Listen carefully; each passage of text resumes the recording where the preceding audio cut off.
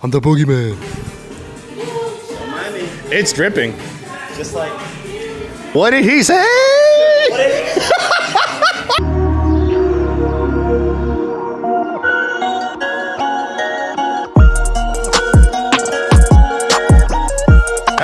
A badussy? Yeah, just like my badussy. Oh my.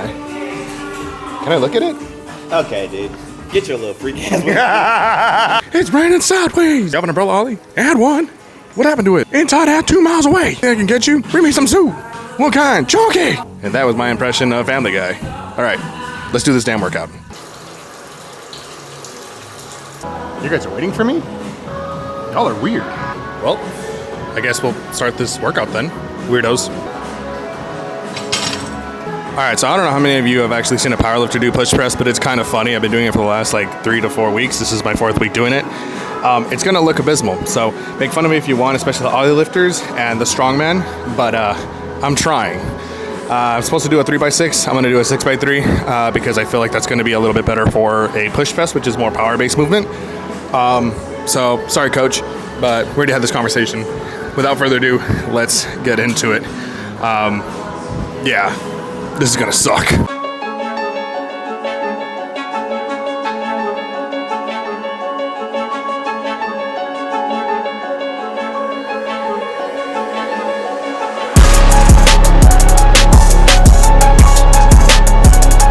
fact, this is the only side where there's a weightlifting area, and then on the other side is all of the powerlifters on that side.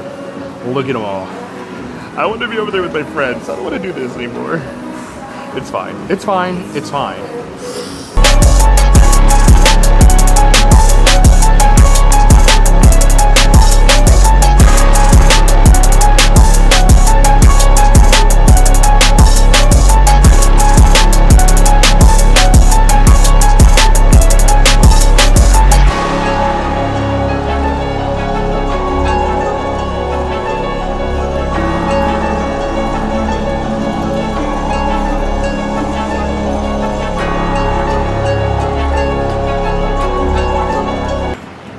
That sucked. That really sucked. Oh my god. 6 sets of 3. Was that 6 sets? You guys keep me accountable. I'll probably look back at the video and I only ended up doing 5, which I have that issue. But oh well, it's fine. It's honestly not too bad. Good way to end the block. Should have gone heavier, but honestly, I'm trying to give my shoulders a little bit break before we go into the next one. So let's go into accessories. All right, so real talk for anyone who's trying to get into content creation, I can promise you it's really freaking scary at first, because it is, right? You're talking in front of a camera, you don't really know what you want to say. Should you script things? Should you just go off the dome? In the very beginning, I would say just have somewhat of a script as far as what you want to say, and divert and improvise if you need to. Mean what you want to say. And if you're trying to do unscripted content like vlogs and stuff like that, people love storytelling, people love experiences, people also love just anything entertaining, right? So don't be afraid to just step out of your comfort zone and just speak into the camera, but know exactly what you want to talk about. And if you're knowledgeable on something, harp as much as you can on that topic. So that way you're able to give people the value that they're looking for. They clicked on your video for a reason. So give them that, right? You don't have to gatekeep anything. Gatekeeping is honestly very lame. So just get in front of the camera, get used to speaking as if you were speaking to someone else, right? Treat the camera like a person. What would you say? Are you gonna speak to them like a robot? This is how you deadlift. Are you gonna say, what's up guys? This is how we're gonna do a deadlift today. So don't be afraid. I know it's scary at first. Just the more practice you get in front of the camera, the more you get comfortable speaking in front of the camera, the better off you'll be. So yeah, hopefully this kind of gives you guys some little insight, considering that you guys are watching some bearded guy try to press things over his head.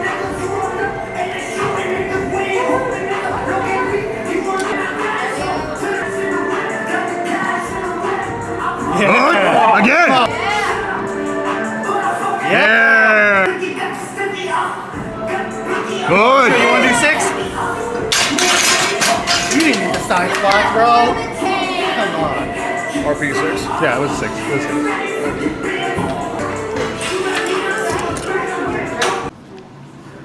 6. This is honestly probably one of the better pump sessions I've had in a while. I was here a lot longer than I probably should have, but I also wanted to test out the mic to see how much you can catch depending on the outside noise. So even with a quieter room, trying to see how much the mic can actually catch. So I'm going to be in a little bit of a lower tone over this one, but good chill ass session, to be honest.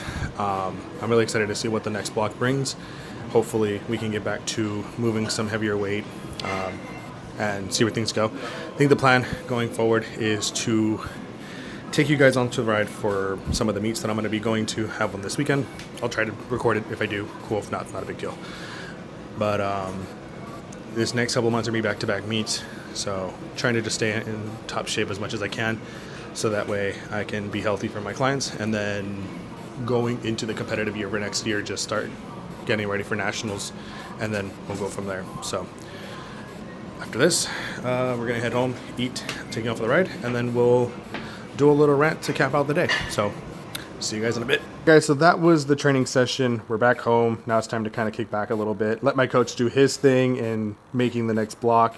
We should be good to go. So I wanted to touch on a topic that recently got brought up to my attention because it happened to one of my clients, where he posted one of his training videos and someone had responded with more of a negative comment saying that he should be a lot stronger.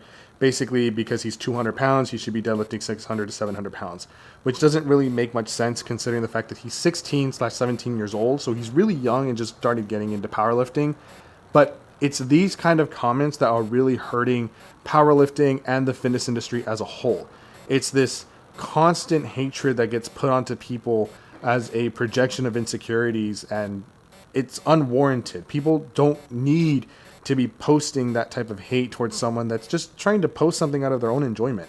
9 times out of 10, when someone gets into fitness, it's because they are trying to work through an insecurity that really haunted them to the point where they want to go to the gym, whether it's fat loss, building muscle. If they want to participate in powerlifting, it's because it's an extra hobby that they want to do. If they want to do bodybuilding, they want that extra challenge when it comes to their physique.